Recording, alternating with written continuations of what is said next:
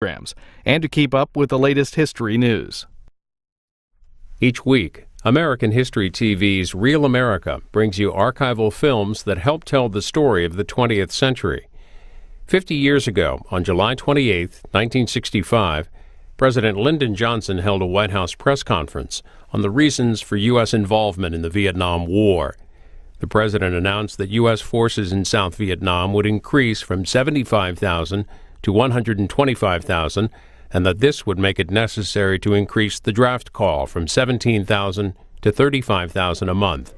This 45-minute program is from the collections of the LBJ Library.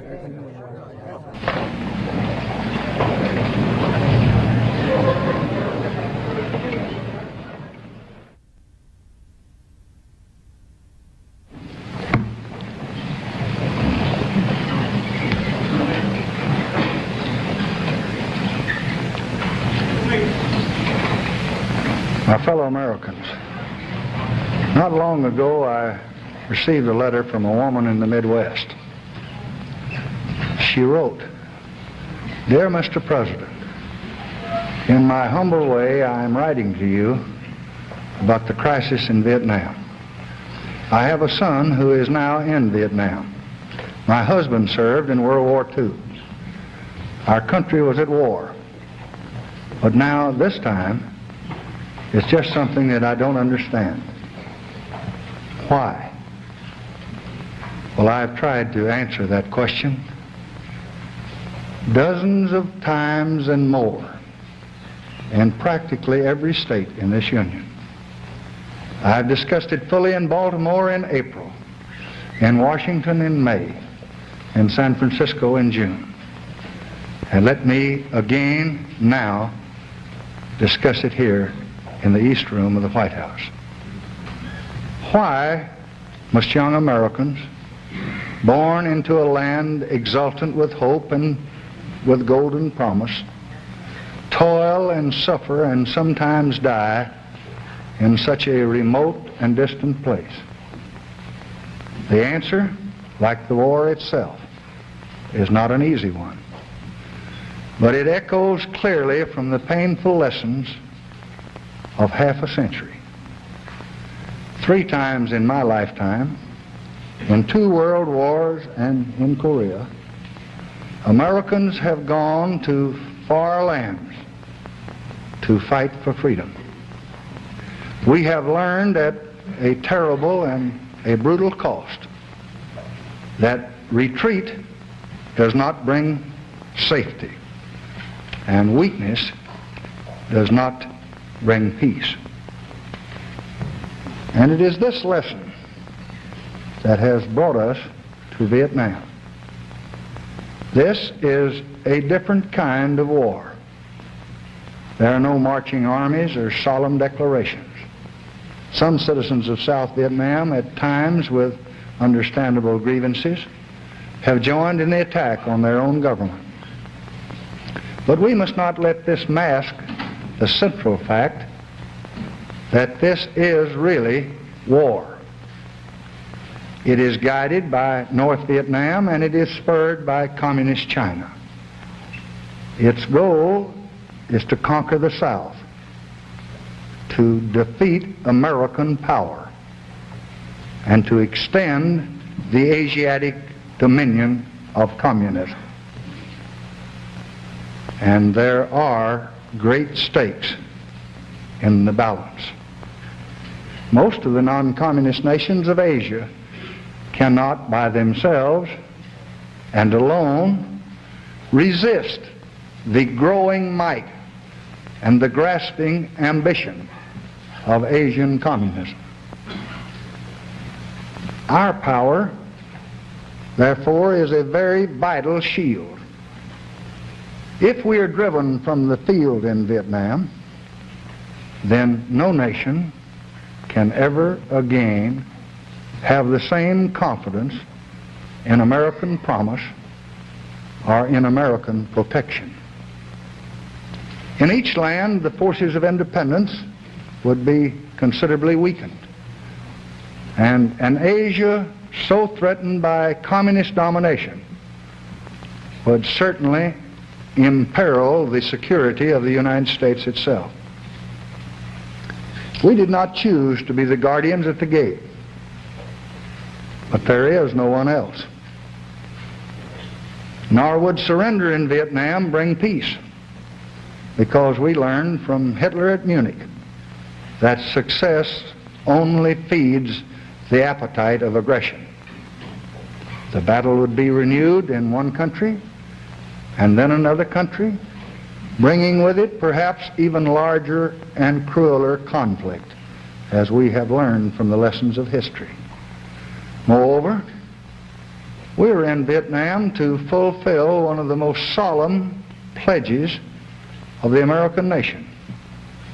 3 presidents, President Eisenhower, President Kennedy, and your present president, over 11 years have committed themselves and have promised to help defend this small and valiant nation.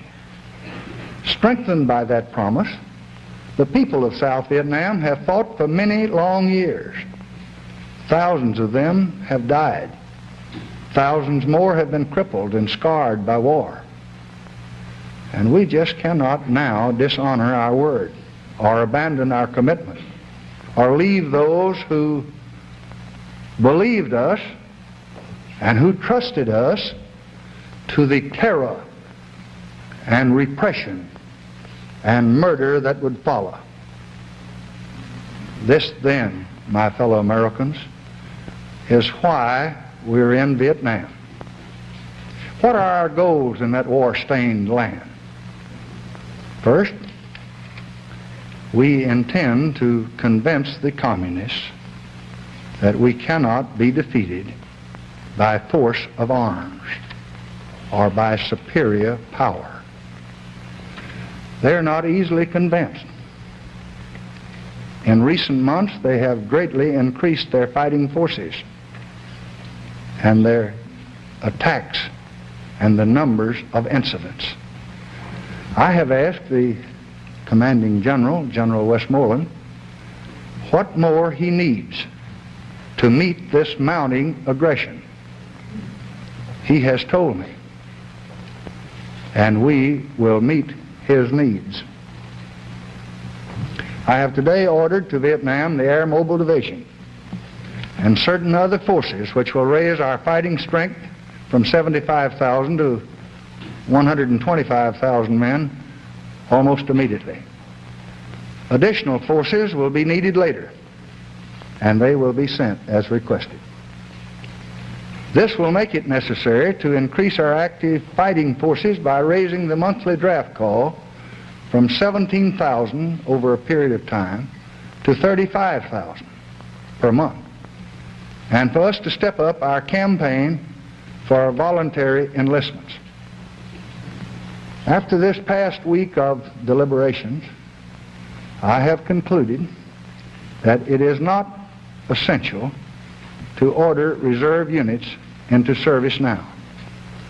If that necessity should later be indicated, I will give the matter most careful consideration, and I will give the country due and adequate notice before taking such action, but only after full preparations.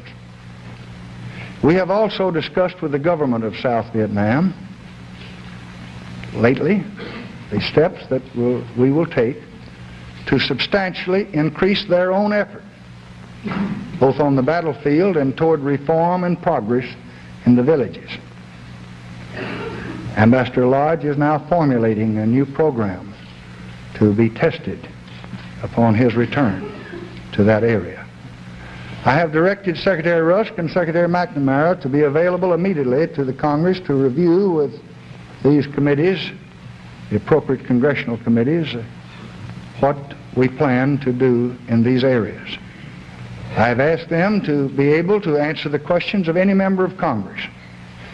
And Secretary McNamara, in addition, will ask the Senate Appropriations Committee to add a limited amount to present legislation to help meet part of this new cost until a supplemental measure is ready and hearings can be held when the Congress assembles in January. In the meantime, we will use the authority contained in the present Defense Appropriation Bill under consideration to transfer funds in addition to the additional money that we will ask. These steps, like our actions in the past, are carefully measured to do what must be done to bring an end to aggression and a peaceful settlement. We do not want an expanding struggle with consequences that no one can foresee, nor will we bluster or bully or flaunt our power. But we will not surrender, and we will not retreat. For behind our American pledge lies the determination and resources, I believe, of all of the American nation. Second, once the communists know, as we know, that a violent solution is impossible, then a peaceful solution is inevitable. We are ready now, as we have always been, to move from the battlefield to the conference table. I have stated publicly and many times, again and again, America's willingness to begin unconditional discussions with any government at any place at any time. 15 efforts have been made to start these discussions with the help of 40 nations throughout the world. But there has been no answer. But we are going to continue to persist, if persist we must, until death and desolation have led to the same conference table where others could now join us at a much smaller cost. I've spoken many times of our objectives in Vietnam. So has the government of South Vietnam. Hanoi has set forth its own proposals. We are ready to discuss their proposals and our proposals and any proposals of any government whose people may be affected. For we fear the meeting room no more than we fear the battlefield. And in this pursuit, we welcome and we ask for the concern and the assistance of any nation and all nations. And if the United Nations and its officials or any one of its 114 members can, by deed or word, private initiative or public action, bring us nearer an honorable peace, then they will have the support and the gratitude of the United States of America. I have directed Ambassador Goldberg to go to New York today and to present immediately to Secretary General Utah a letter from me requesting that all the resources and the energy and the immense prestige of the United Nations be employed to find ways to halt aggression and to bring peace in Vietnam. I made a similar request at San Francisco a few weeks ago. Because we do not seek the destruction of any government, nor do we covet a foot of any territory. But we insist, and we will always insist, that the people of South Vietnam shall have the right of choice, the right to shape their own destiny in free elections in the South or throughout all Vietnam under international supervision. And they shall not have any government imposed upon them by force and terror, so long as we can prevent it. This was the purpose of the 1954 agreements, which the communists have now cruelly shattered. And if the machinery of those agreements was tragically weak, its purposes still guide our action. And as battle rages, we will continue as best we can to help the good people of South Vietnam enrich the condition of their life, to feed the hungry and to tend the sick and teach the young and shelter the homeless and help the farmer to increase his crops and the worker to find a job. It is an ancient but still terrible irony that while many leaders of men create division in pursuit of grand ambitions, the children of man are really united in the simple, elusive desire for a life of fruitful and rewarding toil. As I said in Johns Hopkins at Baltimore, I hope that one day we can help all the people of Asia toward that desire. And Eugene Black has made great progress since my appearance in Baltimore in that direction.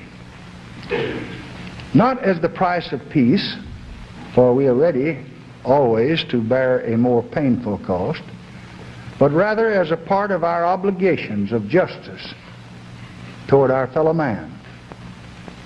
And let me also add now a personal note. I do not find it easy to send the flower of our youth, our finest young men, into battle.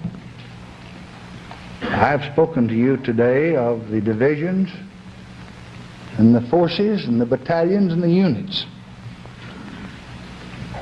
But I know them all, every one. I have seen them in 1,000 streets of 100 towns in every state in this Union, working and laughing and building and filled with hope and life. And I think I know too how their mothers weep and how their families sorrow. And this is the most agonizing and the most painful duty of your president. And there's something else too. When I was young, poverty was so common that we didn't know it had a name. And education was something that you had to fight for. And water was really life itself. I have now been in public life 35 years, more than 3 decades. And in each of those 35 years, I have seen good men and wise leaders struggle to bring the blessings of this land to all of our people. And now, I am the president. It is now my opportunity to help every child get an education, to help every Negro and every American citizen have an equal opportunity, to help every family get a decent home, and to help bring healing to the sick and dignity to the old. As I have said before, that is what I've lived for. That's what I've wanted all my life since I was a little boy. And I do not want to see all those hopes and all those dreams of so many people for so many years now drowned in the wasteful ravages of cruel wars. And I'm going to do all I can do to see that that never happens. But I also know, as a realistic public servant, that as long as there are men who hate and destroy, we must have the courage to resist, or we'll see it all. All that we have built, all that we hope to build, all of our dreams for freedom, all will be swept away on the flood of conquest. So, too, this shall not happen. We will stand in Vietnam.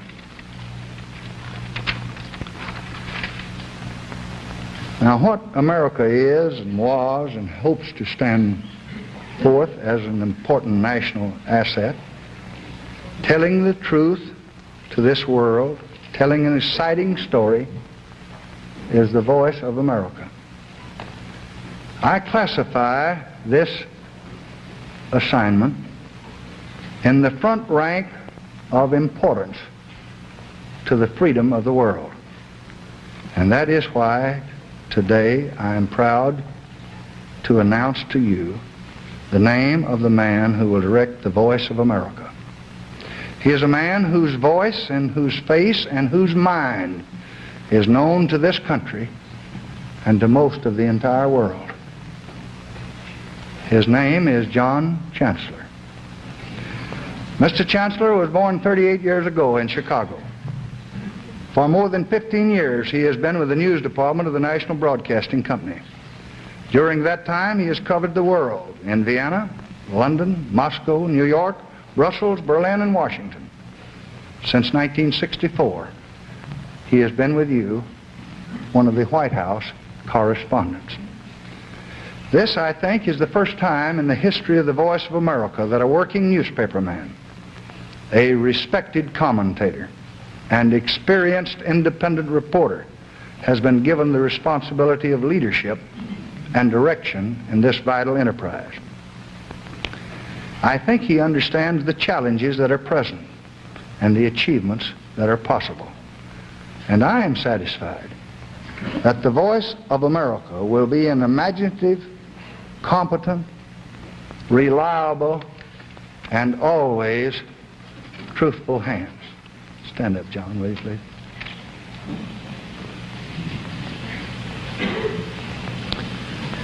The President has few responsibilities of greater importance or greater consequence to the country's future than the constitutional responsibility of nominating justices for the Supreme Court of the United States. I am happy today here in the East Room to announce that the distinguished American who was my first choice for the position now vacant on the Supreme Court has agreed to accept this call to this vital duty. I will very shortly this afternoon send to the United States Senate my nomination of the Honorable Abe Fortas to be an Associate Justice of the Supreme Court. For many, many years, I have regarded Mr. Fortas as one of this nation's most able and most respected and most outstanding citizens. A scholar, a profound thinker, a lawyer of superior ability, and a man of humane and deeply compassionate feelings toward his fellow man, a champion of our liberties. That opinion is shared by the legal profession and by the bar of this country, by members of the Congress and by the leaders of business and labor and other sectors of our national life. Mr. Fortas has, as you know, told me on numerous occasions in the last 20 months that he would not be an applicant or a candidate or would not accept any appointment to any public office. And this is, I guess, as it should be, for in this instance, the job has sought the man.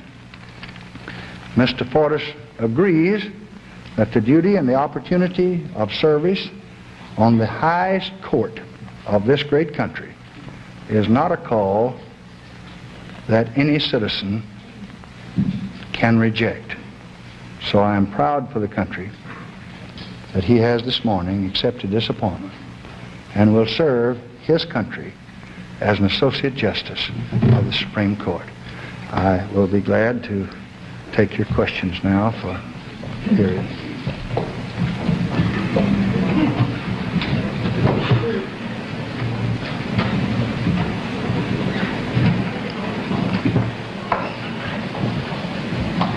A little water here.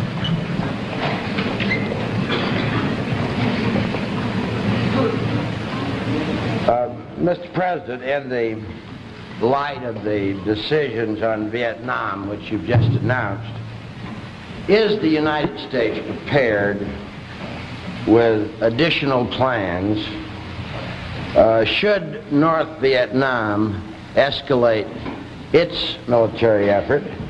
And how do you anticipate that the Chinese Communists will react to what you've announced today? I do not want to speculate on the reactions of other people. This nation is prepared and will always be prepared to protect its national interests.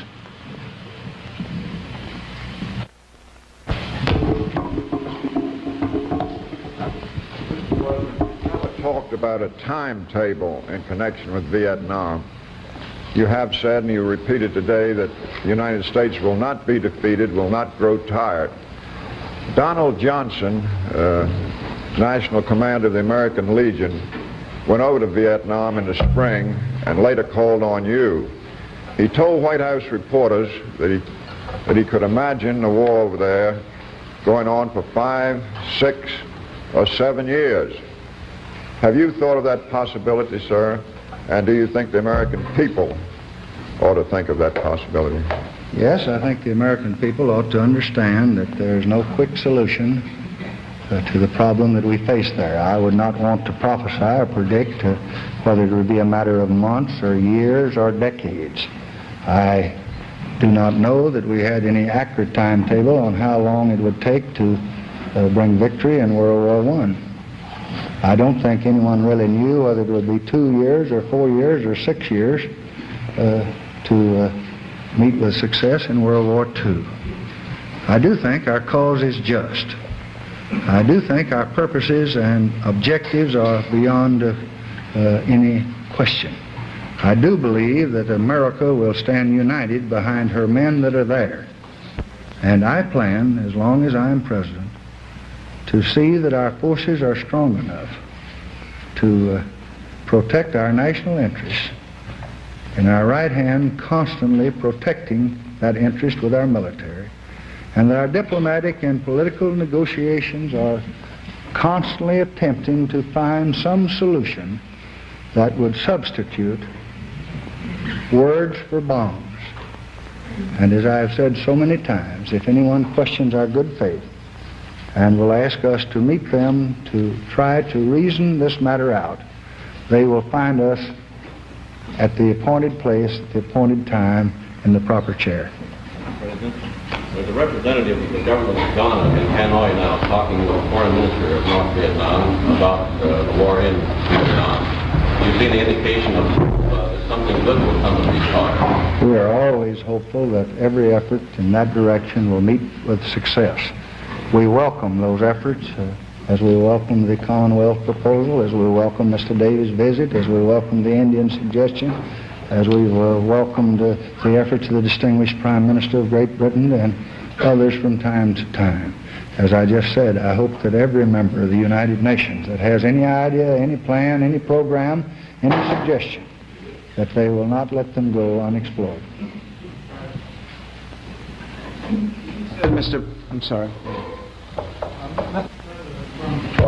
What you have outlined as your program for now, it would seem that you feel that we can have guns and butter for the foreseeable future. Do you have any idea right now, though, that down the road a piece, the American people may have to face the problem of guns or butter? I have not the slightest doubt, but whatever it's necessary to face, the American people will face.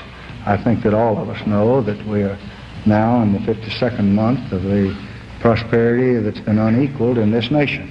And I see no reason for declaring a national emergency, and I rejected that course of action earlier today when I made my decision. I cannot foresee what next year, the following year will hold.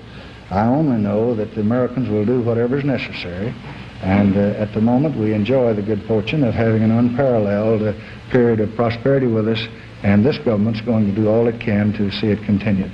Mr. Lisagore? Then can you tell us whether the missile sites in North Vietnam that were bombed yesterday were manned by Russians, and whether or not the administration has a policy about Russian technicians in North Vietnam. No, we have no information as to how they were manned. We cannot speak with any authority on that matter. We made the decision that we felt our national interest required, and as those problems present themselves, we will face up to them. So I wonder if you've had any communications from Chiang Kai-shek that he's ready to go to war with you. We have communicated with most of the friendly nations of the world the last few days, and we have received from them responses that have been encouraging. I would not want to go into any individual response here, but I would say that I have indicated to all of the friendly nations what our problems were there, the decision that confronted us, and asked for their help and for their suggestions. Mr. Roberts.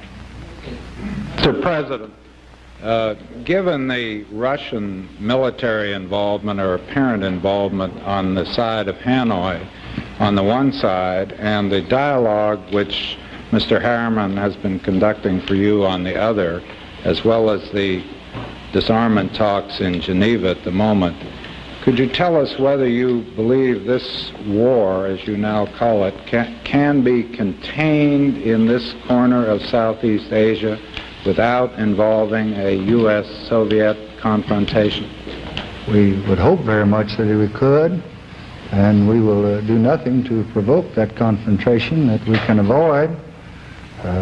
As you know, immediately after I assumed the presidency, I immediately sent messages to the Soviet Union. We have had frequent exchange of views by letter and by conversation with Mr. Gromyko and Mr. Dobrynin, and we are doing nothing to provoke the Soviet Union. We are very happy that they agreed to resume the disarmament conference. I went to some length to try to extend ourselves to make the proposals that I would hope would meet with the acceptance of the peoples of the world. We would like to believe that there could be some success flow from this conference, although we haven't been too successful. I know of nothing that we have in mind that should arouse the distrust or provoke any violence on the part of the Soviet Union.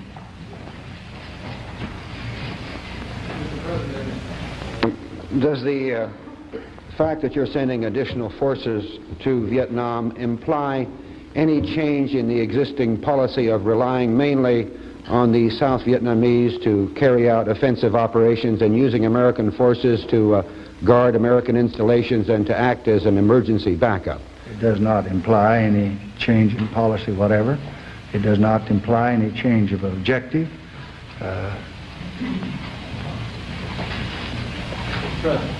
Would you like to see the United Nations now move formally as an organization to attempt to achieve a settlement in Vietnam? I have made very clear in my San Francisco speech my hope that the Secretary General, under his wise leadership, would explore every possibility that might lead to a solution of this matter. In my letter to the Secretary General this morning, which Ambassador Goldberg will deliver later in the day, I reiterate my hopes and my desires, and I urge upon him that he, if he agrees, that he undertake the new efforts in this direction. Ambassador Goldberg understands the challenge. We spent the weekend talking about the potentialities and the possibilities, our hopes and our dreams. And I believe that we will have an able advocate and a searching negotiator who I would hope would someday find success. Ms. Craig.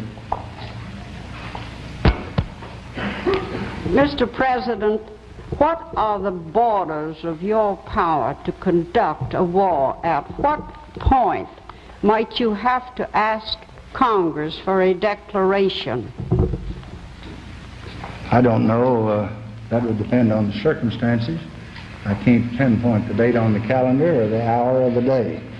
I have to ask Congress for their judgments and for their decisions almost every hour of the day. One of the principal duties of the office of President is to maintain constant consultation. I have talked to, I guess, more than 50 members of Congress in the last 24 hours.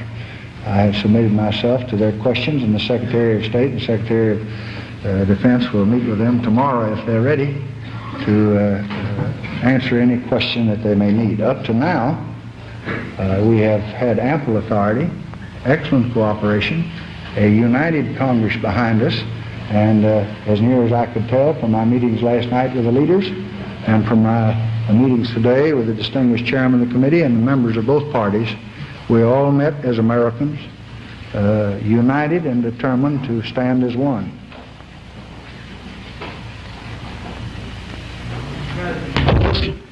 In this connection, however, last night one of the leading governors of the Republicans said some rather strong things. Governor Hatfield of Oregon said the most recent escalation of action in Vietnam is moving all the people of the earth closer to World War III, and we have no moral right to commit the world, and especially our own people, to World War III unilaterally or by the decision of a few experts. This seems to imply rather strong criticism of present policies. Do you care to express any reaction? Yes, I don't interpret it that way. I think there are dangers in escalation. I don't think I have any right to commit the whole world to World War III.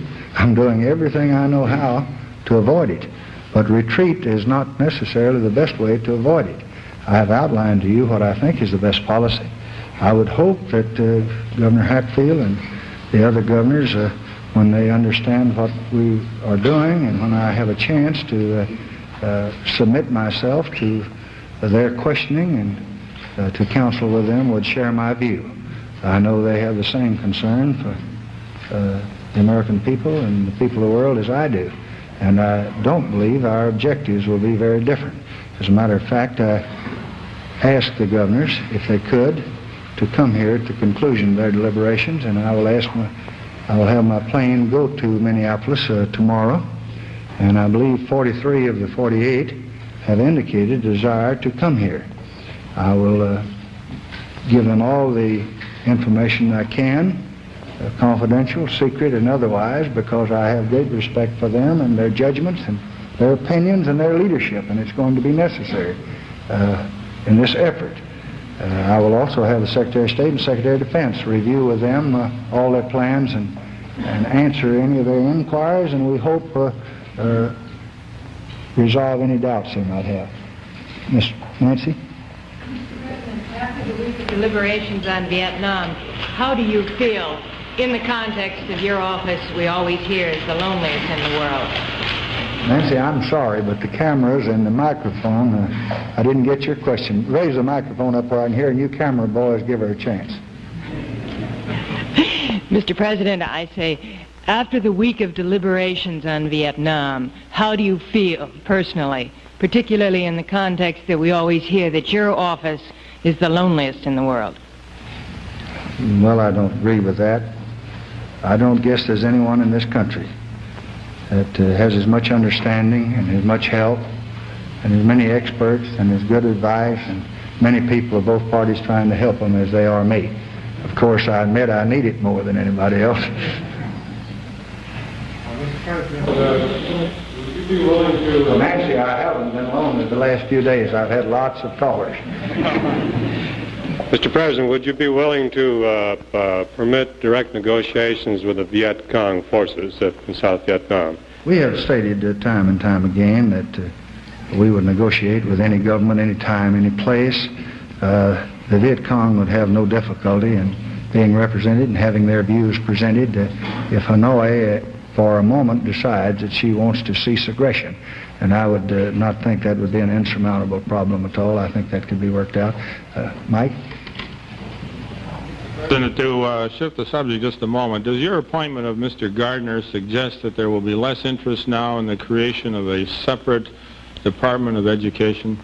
No, not at all. My appointment of Mr. Gardner suggests that I looked over America to find the very best man that I could to lead us forward to become an educated nation where every child obtains all the education that he can take, and where the health of every citizen is his prime concern, and where the Social Security system is brought to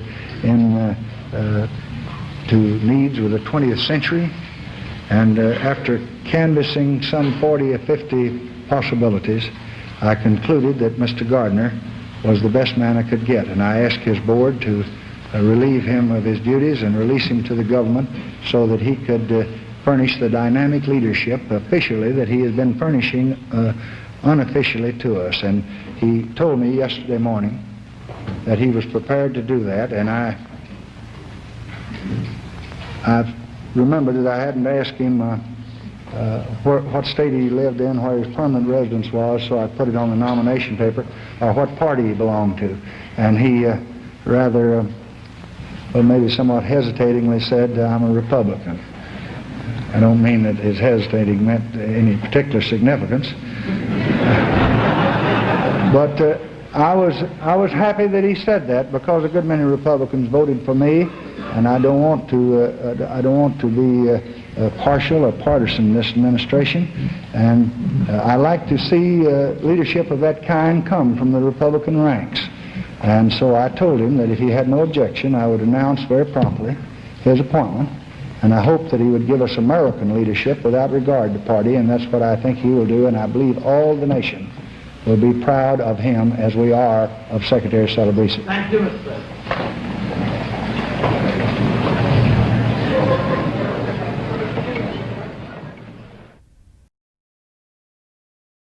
Next on Real America, a 14-minute